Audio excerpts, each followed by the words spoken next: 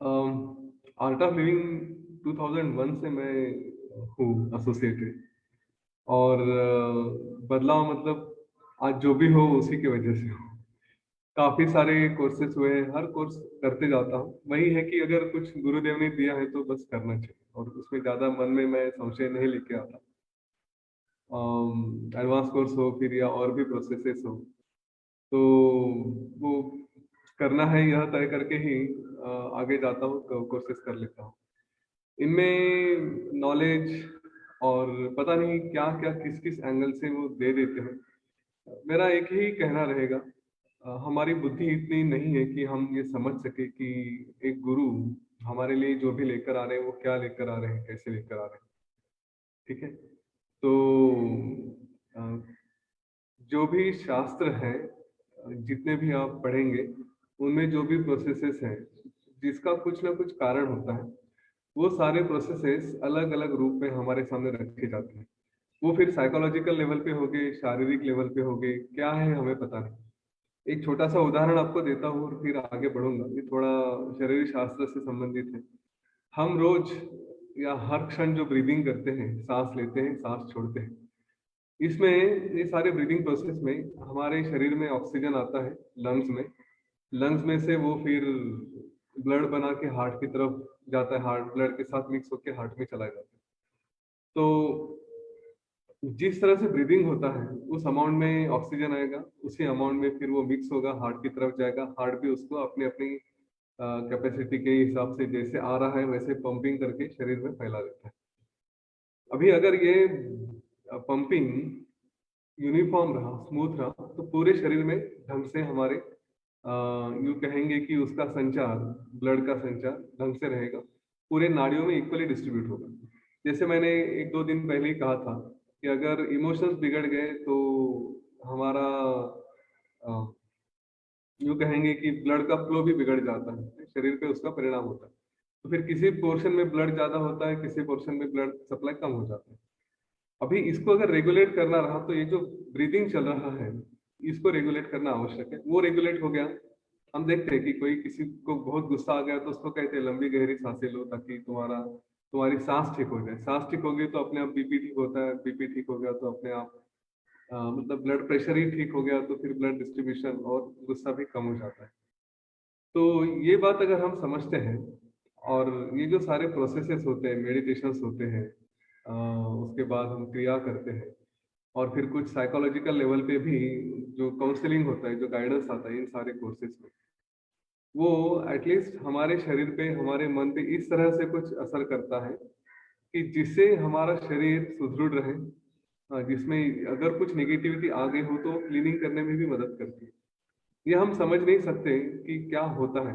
मैंने आपको एक छोटी सी झलक दिखा दी कि आप जब ब्रीदिंग करते हो, थोड़ा देखिए अपने सांस को रेगुलेट करेंगे तो पूरे शरीर को भी शांत होने में मदद होती है। जब एडवांस कोर्स करेंगे या फिर उसके आगे के कोर्स करते हैं, तो स्वाभाविक है 3 4 दिन पूरा सिस्टम में किस तरह से क्लींजिंग हो रहा है हमें पता ही नहीं चलता, है ना। पर उसका फायदा जरूर होता है। और हम शुरू से यही कह रहे हैं कि इस जीवन में हमें यूँ कहूँगा कि एक आनंद लेना है, अच्छा शरीर रखना है, क्योंकि शरीर के द्वारा ही आनंद ले सकते हैं, लेकिन किसी चीज़ से अटैच नहीं होना। पर फिर भी वो आनंद लेना है तो शरीर अच्छा होना चाहिए, मन अच्छा होना चाहिए, और इसके लिए यह सब करना आवश्यक है। कल ही मैं एक व्यक्ति को एक किसी कोर्स के बारे में बता रहा था, और वो व्यक्ति बता रहा था कि मुझे समय नहीं है, बहुत बिजी हो करके। तो दो लकड़हारों की कहानी बताई मुझको, जिसको हम, उनकी कुल्हाड़ी होती है। एक लकड़हारा होता है जो लकड़ी तोड़ता है, वो काफी बिजी होता है, दूसरा भी काफी बिजी होता है, लेकिन दूसरा हफ्ते में एक बार टाइम निकाल के अपनी जो कुल्हाड़ी होती है उसको धार करने में टाइम जरूर देता है।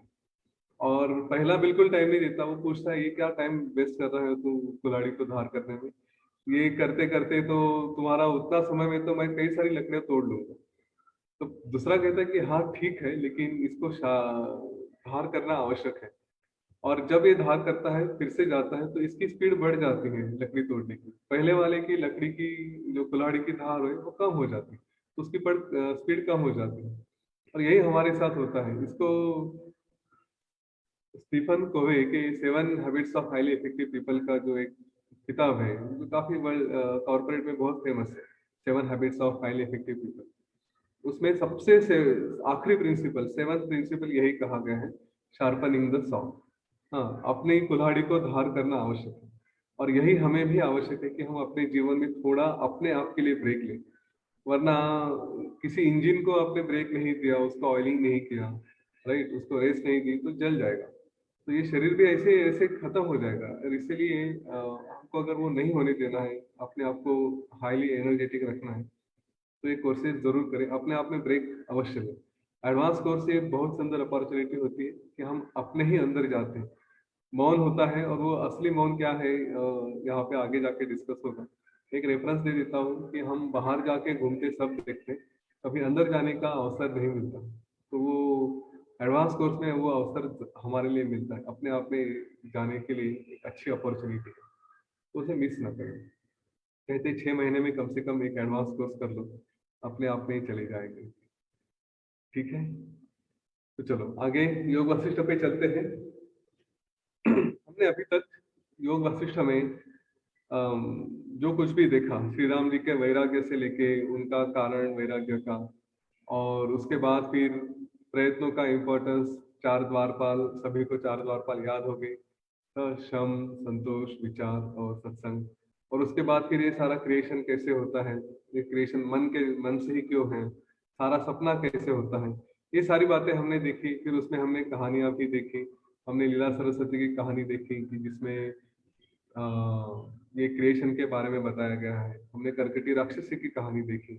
उसके बाद फिर हमने इंद्र और अहिल्या और 10 सूर्य, 10 ब्रह्मांड, इनकी भी कहानी देखी कि जहाँ पे हमारी मन की शक्ति क्या है ये समझ में आता है। ये उत्पत्ति प्रकरण जो चल रहा है अभी, पहला वैराग्य प्रकरण था, दूसरा मुमुक्षु व्यवहार था, और तीसरा अभी उत्पत्ति प्रकरण चल रहा है। इस उत्पत्ति प्रकरण में मन के बारे में काफी बातें बताई गई हैं। ये सब मन कैसे क्रिएट करता है, और यहाँ पे मन की शक्ति भी है। हम अगर कुछ क्रिएट करना चाहते हैं तो हमारे मन के द्वारा ही काफी कुछ हो सकता है। और इसमें थोड़ा और डिटेल में जाते हैं। वास्तविक योग वशिष्ठ का ये सारा पार्ट है, लेकिन सभी व्यूअर्स को, सभी पढ़ने वालों को इसका बहुत ज्यादा इम्पोर्टेंस समझ में नहीं आता। लेकिन मेरा थोड़ा प्रयत्न रहता है कि मन को समझे, मन के ऊपर जाए, क्योंकि अगर सब कुछ जो हो रहा है उसका बेस ही मन है, तो उसको थोड़ा समझा जाए। अम, हमने देखा कि सब कुछ चैतन्य स्वरूप होता है। हाँ, तो फिर मन का स्वरूप क्या है? क्या मन चैतन्य रूप है या जड़ है? तो जड़ और चैतन्य में फर्क मैंने बताया था। जो चैतन्य मतलब जिसमें चेतना है, जो एक्टिव है, और जड़ मतलब जो एक्टिव नहीं है। अभी हम अपने आजू बाजू में जो कुछ भी देखते हैं, वैसे कहा जाए तो सभी झूठ है, सभी असत्य है, तो सभी जड़ होना चाहिए। लेकिन हम भी अपने आप में दो चेतनाएं देखते हैं, दो तरह की। एक है कि जो चलते फिरते हैं, उनको हम कहेंगे चेतन है, और जो स्थिर है, पत्थर है, लकड़ी है, ऐसा कुछ पड़ा है, तो उसको हम अचेतन या जड़ कहते हैं। तो क्या सचमुच जो जो जड़ है, अचेतन है, वो अचेतन है क्या? उसमें कोई चेतना नहीं है क्या? तो ऐसी बात नहीं है। यह इस क्रिएशन में अचेतन या जड़ ऐसा कुछ भी नहीं होता। क्यों नहीं होता? क्योंकि हम किसी चीज को देखते हैं, अगर उसको हम समझ पाते हैं, उसके बारे में हमारी कुछ अटैचमेंट हो जाती है, तो उसको हम कहते हैं कि हम तादात्म्य भाव हमारे मन में होता है कि मैं वैसे ही हो गया, मैं उसके साथ हूँ। कोई वस्तु है, सोने की अंगूठी रही तो अटैचमेंट हो जाती है, पत्थर रहा, खास रहा तो उसके साथ अटैचमेंट हो जाती है। तो जो भी है उसको हम देख सकते हैं, समझ सकते हैं, और वो जिस भावना से समझ सकते हैं। अगर साइंस का प्रिंसिपल अप्लाई किया जाए तो दो डिफरेंट चीजें एक दूसरे को कनेक्ट नहीं होती। हाँ, वैसे ही यहाँ पे दो डिफरेंट चीजें, एक जड़ और एक चेतन, एक दूसरे को कनेक्ट नहीं हो सकते। तो इसीलिए ये सारी बातों में, सारी वस्तुओं में चेतना ये अवश्य है। हाँ, इसीलिए ये कहा गया है कि कोई भी चीज अपने जीवन में हम देखते हैं, तो उसमें सब में चेतना होती है। और अगर इस बात को हम समझें कि सभी में चेतना है, तो हम इंसानों में भी चेतना देखेंगे, जानवरों में भी चेतना देखेंगे, वस्तुओं में भी चेतना देखेंगे, और वही समझेंगे कि यही चेतना का स्वरूप है, यही चैतन्य है। अभी अगर आत्म प्राप्ति करनी है तो इस बात को थोड़ा और सूक्ष्मता से समझें कि सब इसमें चेतना ही है, सब इसमें चैतन्य ही है। इसका फायदा क्या होता है? हम किसी से जब मुझ में भी चेतना है और बाकी सारी वस्तु में भी वही चैतन्य है, तो किसी के प्रति ना प्रेम होगा, ना द्वेष होगा, ना राग है ना द्वेष है। राग मतलब अटैचमेंट, है ना? किसी के लिए भी हमारे मन में कोई अटैचमेंट भी नहीं रहेगी और द्वेष भी नहीं रहेगा। हम किसी को ऐसे धिक्कारेंगे नहीं कि अच्छा नहीं है या बुरा है या ऐसा कुछ। ये सारी मन की संकल्पनाएं ही हम लेकर आते हैं। एक बहुत सुंदर इसका प्रिंसिपल दिया गया है कि अगर हम किसी को अलग समझते हैं, ठीक है? तो किसी को अलग जब समझने लगे तो इसका मतलब है कि हम अपने आप को नहीं समझ पा रहे। ये मेरे से अलग है, ये पराया है, ये दूसरा है। ये भावना जब आती है तो नेचुरली हम वो तत्व के साथ एक नहीं होते। और जब हम एक नहीं होते तो हम अपने आप को ही अलग कर रहे हैं। और अलग कर रहे हैं मतलब फिर हम अध्यात्म से, हम वो आत्म प्राप्ति के रूप से मार्ग से दूर जा रहे हैं। इसकी एक ही है आत्मज्ञान के लिए। ये सबसे बड़ी आवश्यकता होती है कि हम सभी को अपना समझे, सभी को एक समझे। गुरुदेव इसीलिए, और कल मैं अपने एक एडवांस कोर्स टीचर है डॉक्टर भावसा, उनसे बात कर रहा था, तो उन्होंने भी यही बताया कि बाकी कई सारे गुरु हैं, उनमें कभी हमने देखा है उनकी बातों में कि वो किसी के बारे में निगेटिव बोलेंगे, किसी व्यक्ति के बारे में, किसी परिस्थिति के बारे में, या वस्तुओं के बारे में, जैसे दवाइयाँ हैं, फिलोसॉफीज हैं, उनके बारे में कई गुरु हैं वो कभी कभी निगेटिव बोल देते हैं। लेकिन श्री श्री हैं गुरुदेव कि वो किसी के बारे में कभी निगेटिव नहीं बोलते। हाँ, उनके लिए सब बराबर है, जो भी बोलेगा ना, हाँ वो भी he is also right and he is also right, दोनों सही है। अपने एक टीचर हैं बेंगलोर के, जॉर्ज वर्गीस करके, मेरे काफी अच्छे दोस्त है वो। उन्होंने ये बात बार बार बताई मुझे कि गुरुदेव की एक बात उन्हें बहुत पसंद आती है कि कुछ भी रहे ना, वो सबको बराबर ही समझते हैं। और वही एक बात सीखने जैसी है। हमारे जीवन में भी जब हम कभी किसी बातों को देखते हैं, संघर्ष होता है, तो हमारा मन कहता है कि ये गलत है, ये सही है। हाँ, और यहाँ पे अगर हम ये इस प्रिंसिपल को अप्लाई करें कि नहीं, कोई गलत या बराबर हो ही नहीं सकता, क्योंकि सब मेरा ही पार्ट है। जब मेरा ही सब कुछ है, सब कुछ मैं ही हूँ, तो कौन गलत और कौन सही, किसको मैं गलत और किसको सही कहूंगा? एक ही इसमें तो दो बातें नहीं हो सकती ना। तो सभी बराबर है, ठीक है? उनकी तरफ गुरुदेव जिस तरह से देखते हैं कि वो खाली कंपैशन होता है। हाँ, मुझे लग रहा है इसने ऐसा करना चाहिए, ये अपनी जगह उसके विचार से बराबर है, लेकिन शास्त्रों के अनुसार नहीं हो रहा है, कुछ नहीं हो रहा है, तो उसके बारे में कंपैशन रखेंगे कि कहीं तो अज्ञान है, कहीं तो ज्ञान की कमी है, इसलिए किसी का बर्ताव इस तरह से हो रहा है। अपने आप को मुमुक्ष व्यवहार की उस पहली नींव पे, पहली स्टेप पे अगर पहुंचाना है कि जहाँ पे हम सभी को समभाव से देखते हैं, तो यह तत्व, यह प्रिंसिपल समझना बहुत आवश्यक है कि मैं सब कुछ वही, मतलब मेरा मन जो है, जो आज मुझे बताता है कि ये अलग है वो अलग है, तो उस मन से अपने आप को बताएं कि ऐसा इस दुनिया में कोई भी अचेतन नहीं है, कोई जड़ नहीं। और जब कुछ सभी चेतना है तो चेतना एक ही रहेगी, अलग अलग चेतनाएं, अलग अलग चैतन्य नहीं हो सकते। तो मतलब जो मुझ में है वही यहाँ पे है, तो हम सब एक ही है। इस तत्व को पकड़ के हम आगे बढ़ते हैं। यहाँ पे जैसे हम कहते हैं कि मन में चेतना और जड़ दोनों स्वरूप होते हैं। चेतना कैसे है कि जब हम अपने ही मन को समझते हैं कि हाँ हम ब्रह्म हैं, हम परमेश्वर से एक हैं, तो हमारा मन का स्वरूप है चैतन्यमय। इसी मन से हम जब बाहर की वस्तुओं में, विषयों में फंस जाते हैं, तो हमारे मन का स्वरूप हो जाता है जड़, वो दूसरे वस्तु में अटक जाता है। वैसे ही ये जो क्रिएशन है, ये जो चेतना है, इसका भी जड़ और चेतन दो स्वरूप होते हैं। कैसे कि जब हम उस चेतना में एक अहंकार का रूप है। हाँ, उसी अहंकार, हमने देखा था कि ये सारा क्रिएशन का जो मूल है वो अहंकार है। मैं कौन हूँ, ये एक मैं बीच में आ गया, और मैं आने के बाद अपने आप से हम अलग हो गए, ठीक है? तो यह अहंकार, यह एक कारण होता है कि हमें अपने आप को ये सारा क्रिएशन बनाने में उलझा दे, सारी दुनिया समझ जाए, उसमें फंस जाए कि मेरा, वो अपना, वो पराया, इसमें सब उलझ जाते हैं। इस चेतना के रूप से अगर हम अपने आप को, अपना जो अहंकार है उसको अगर त्याग सकते हैं, ठीक है, अपने चेतन स्वरूप को समझ सकते हैं, तो फिर हम आगे निकल सकते हैं। अब इस मन की शक्ति को और मन को समझाने के लिए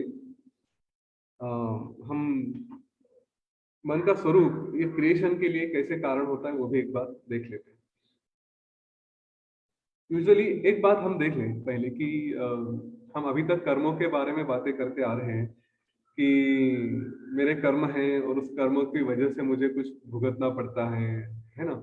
और फिर हमारे कर्म ही हमारे जीवन के लिए कारण होते हैं।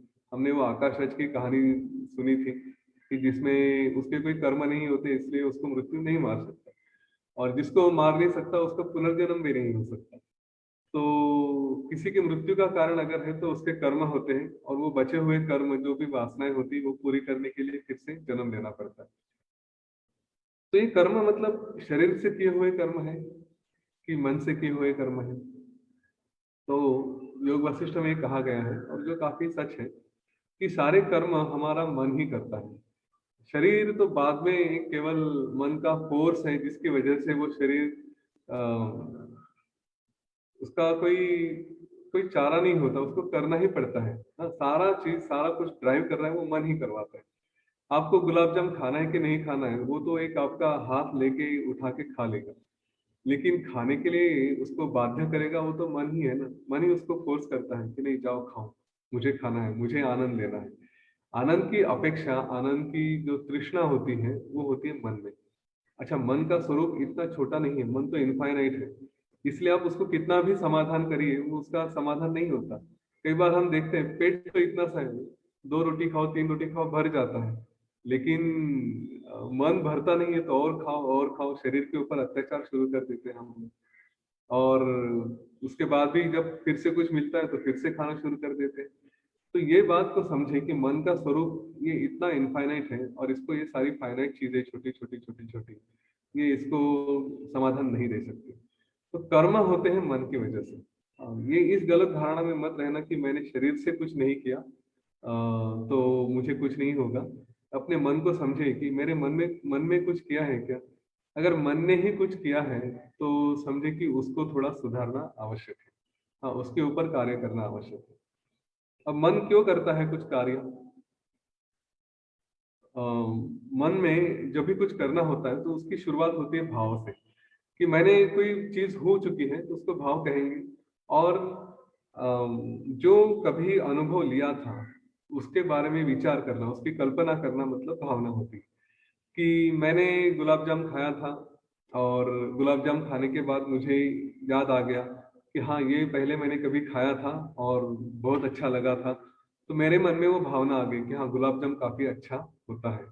और जब ये भावना आती है तो भावना का अर्थ मैं समझाने का प्रयत्न कर रहा हूँ कि जो हमने अनुभव लिया है पहले कभी, हाँ उस अनुभव की कल्पना करना, फिर से उसको याद करना, या ये होता है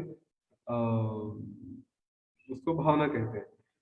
जो चीज हमने कभी देखी नहीं उसके प्रति भी हमारी भावना होती है। कुछ अट्रैक्टिव दिखा, जैसे कोई डिश दिखी, कोई फूड देखा, तो दिखने में अट्रैक्टिव लगता है, उसका हमने शायद कभी अनुभव किया नहीं होगा, कुछ नया होगा, लेकिन कंपेयर तो जरूर करते हैं कि अच्छा कलर अच्छा दिख रहा है, स्मेल अच्छा आ रहा है, तो उसमें से कोई तो एक तन्मात्र होता है। हमने पंच तन्मात्रों की भी बात की थी। कोई तो एक तन्मात्र होता है जो कहता है कि हाँ स्मेल अच्छा है, हाँ तो मतलब उसका गंध तन्मात्र अच्छा हो गया।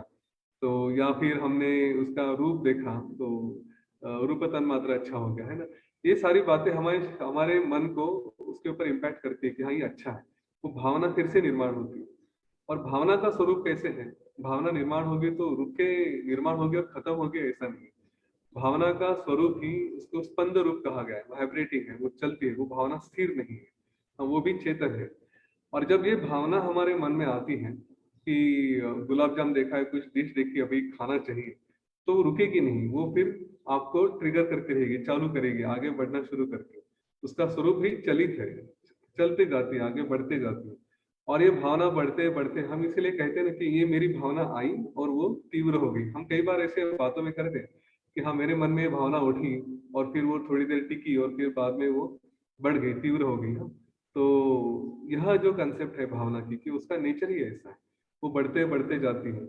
मैं आपको ये फिर से ये सारी बातों में डीप में केवल लेके जा रहा हूँ कि जब भी हमारे साथ ऐसा कुछ होगा तो अपने आप को तुरंत समझा देना कि हाँ ये मेरे मन में भावना आ रही है, कि भावना का नेचर ही ऐसा है कि बढ़ाएगी, आगे लेके जाएगी। और जब हम अवेयर होते हैं ना इसके बारे में कि हाँ, ये इसका स्वरूप ही ऐसा है, तो फिर हम उसमें उलझते नहीं। फिर बोलते हैं भावना तू भी मेरा नेचर नहीं है, ठीक है? मैं अपने तुम अलग हो, मैं अलग हूँ, तुम अपनी जगह शांति से बैठो। एक तो तुम्हें उदित होना नहीं था, तुम्हें ऊपर आना ही नहीं था किसी चीज़ को देख के, लेकिन आ गई हो तो ठीक है, चुपचाप शांति से बैठो। और ऊपर क्यों नहीं आना था? क्योंकि तुमने एक एजम्पशन किया कि कुछ तो मैंने पहले अनुभव किया था, जैसे गुलाब जाम की बात करूँ तो पहले गुलाब जाम देखा था, खाया था, तो इसलिए तुम्हारा उदय हो गया कि हाँ वो अच्छा था, इसलिए फिर से ट्राई करना चाहिए।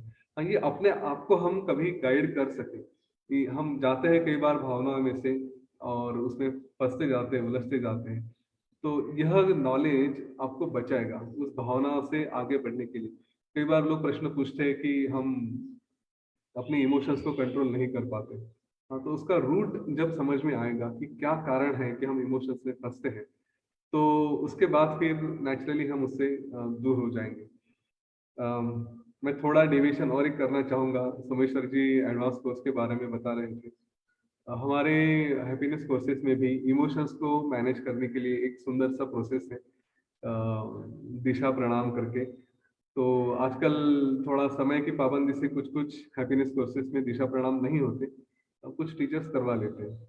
लेकिन एडवांस कोर्स में ये अवश्य होते हैं और ये एक सुंदर टूल होता है दिशा प्रणाम का, कि जिससे हम अपनी भावनाओं को, क्योंकि हमारी भावनाएँ, हम कई बार ये कहते हैं कि हमारे हाथ में नहीं होती।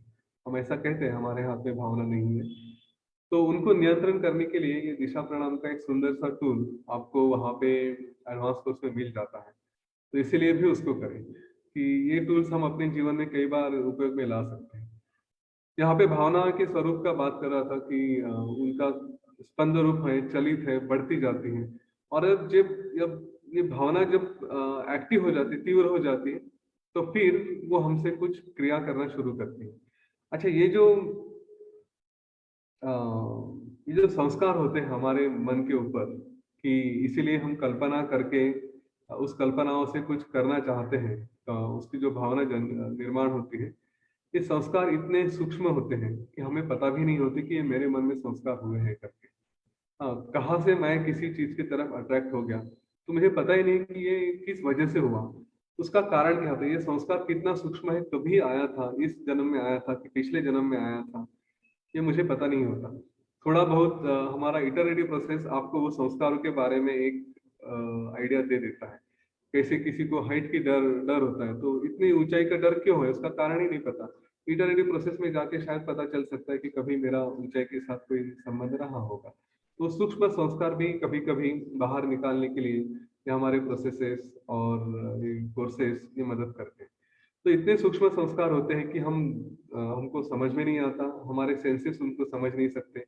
लेकिन वो सूक्ष्म संस्कार भावना के द्वारा हमसे काम करवा लेते हैं। और फिर ये क्या काम करते हैं कि उस भावना को तीव्र करने के बाद हमारा ही मन कहता है कि चलो इसको किया जाए।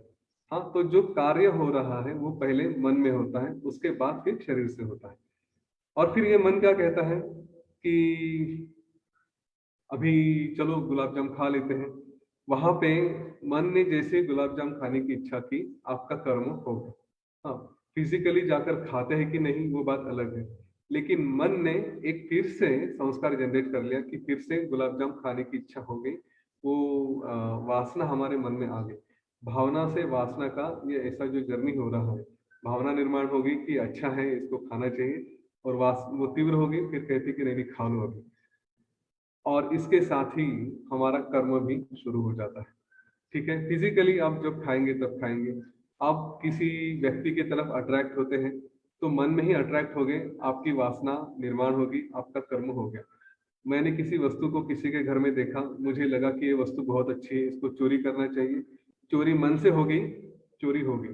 फिजिकली उठा के लेकर जाता हो कि नहीं जाता, वो बात अलग है, लेकिन मेरे मन ने वो कार्य कर लिया, तो मेरे कर्म बन गए। और यही कर्म, जैसे मैंने बताया था शुरू में ही, यही कर्म कारण होते हैं हमारे पुनर्जन्म के लिए। इन्हीं कर्मों की वजह से हम फिर से जन्म लेते हैं। इसलिए बार बार इन कर्मों का ही अर्थ है कि जन्म। इसलिए बार बार अभी तक जो भी स्ट्रेस दे रहा हूँ वो सारा अपने मन के ऊपर दे रहा हूँ। हाँ, योग वशिष्ठ नहीं दिया है, मैं तो अपनी तरफ से नहीं कर रहा हूँ, मैं थोड़ा उस पॉइंट को ज्यादा एस्टेब्लिश करने की कोशिश कर रहा हूँ कि सारी मेहनत जो करनी है वो हमारे मन के ऊपर करनी है। हम मन को कई बार इतना इम्पोर्टेंस नहीं देते। हम सूर्य नमस्कार करेंगे, हम थोड़ा प्रोसेसेस करेंगे, सब कुछ करेंगे, सूक्ष्मता से उसका हमारे मन के ऊपर परिणाम होता है, नहीं ऐसी बात नहीं। पर ज्ञान ये ऐसी बात है जो बार बार संस्कारों के माध्यम से हमारे मन को बहुत सुंदर परिणाम करता है। मैं सचमुच आपसे आह्वान करूंगा, पिछले 23 दिनों तक, और आज का 24वां दिन है, और कुछ लोग उससे भी पहले 17-18 दिनों तक योग वासिष्ठ से जुड़े हुए हैं। तो करीब करीब 40 दिन हो चुके हैं जो शुरू से आए हैं, और जो हमारे प्रोसेस में आ गए योग वासिष्ठ के दूसरे सत्र में, वो 23 दिन हो चुके हैं। आप अपने आप में ही देखिए कुछ परिणाम हो रहा है क्या? रोज रोज रोज रोज ये मन की बातें सुन के कहीं पे संस्कार हो रहे हैं, कहीं पे हमारे इसमें कुछ असर हो रहा है क्या? समझने की कोशिश करें, क्योंकि सब चीजों का कारण ही मन कहा गया है। और मैंने अभी ये जो एक्सप्लेन किया कि अगर मन से छूटे, और कल भी हमने इसी बात पे चर्चा की थी, मन से अगर छूटे, मन को समझे, तो हम छूट गए, फिर निकल गए। हाँ, एकदम जो रॉकेट लॉन्च होता है तो हमारा रॉकेट निकल गया। और मन को क्या परिणाम करता है, भावना कैसे परिणाम करती है, ये आज हमने समझा कि यह जो भावनाएं होती हैं ये कहाँ से आती हैं, ये संस्कार कैसे होते हैं, इसके बारे में अलर्ट है। ठीक है, आज का जो एक स्ट्रेस देने के जो पॉइंट था वो यही है कि अपनी भावनाओं को समझे, जिससे हम हमारा मन विचलित हो जाता है।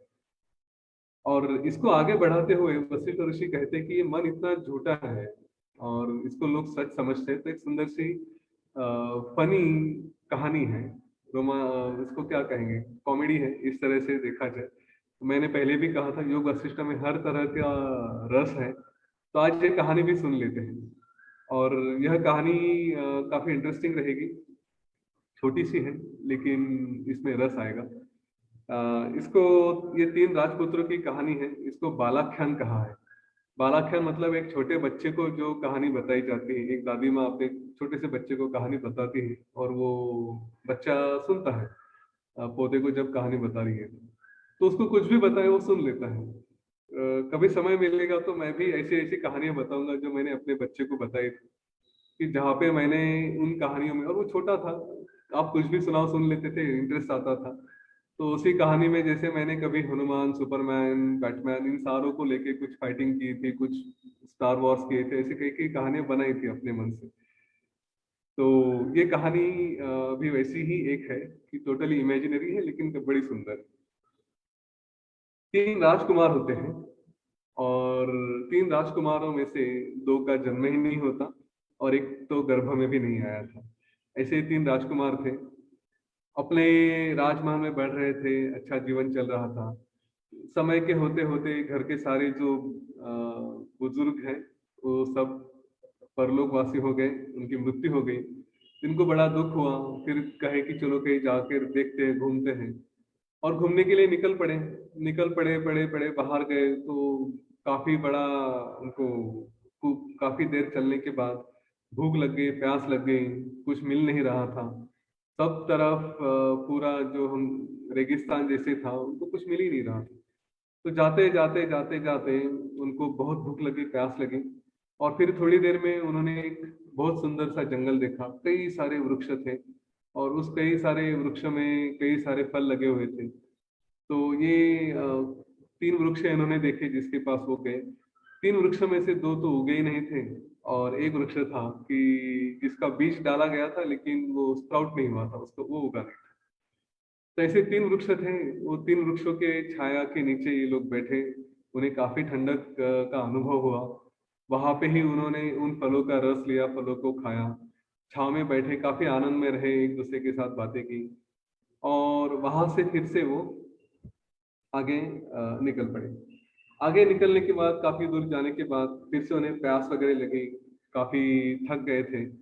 तो उन्होंने देखा कि एक जगह तीन नदियां उनको दिखाई दी। अब ये तीन नदियां ऐसी थी कि दो में बिल्कुल पानी नहीं था, और एकदम एक जो थी वो पूरी तरह से सूखी हुई थी। तो इन तीन नदियों को उन्होंने देखा, उनको बड़ा आनंद हुआ। उस नदी में गए, वहां का पानी पिया, उसमें स्नान किया, जल क्रीड़ा की। हाँ, बहुत देर तक खेले पानी में, मस्त मजा की, एक दूसरे के साथ एंजॉय किया। और फिर उन 3 नदियों से बाहर निकले, अपने आप को सुखाया, और फिर वहां से और आगे बढ़ने लगे। आगे बढ़ते बढ़ते बढ़ते बढ़ते फिर वो जाते जाते उन्होंने एक सुंदर सा नगर देखा। उस नगर का नाम था भविष्य। भविष्य नाम के इस नगर में वो पहुंचे, और उस नगर में कई सारे घर थे। उन्होंने काफी अच्छी अच्छी बातें वहां पे सुनाई दे रही थी। कई लोग थे, भजन कीर्तन सब चल रहा था।